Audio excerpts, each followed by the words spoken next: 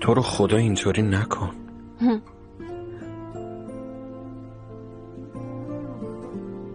چی شده از کی تا حالا به فکر خواهرتی فاتح جان؟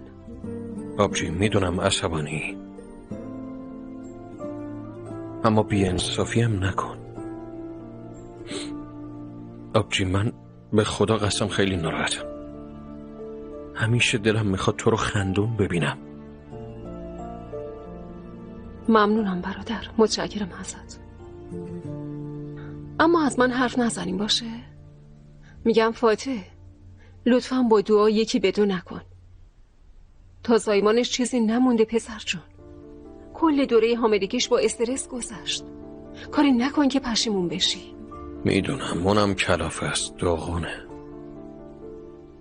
نمیدونم، شاید اگه سعی میکرد سازگار شه اینطوری نمیشد. این جریانا رو منم مثل دعا تأثیر گذاشته آبجی.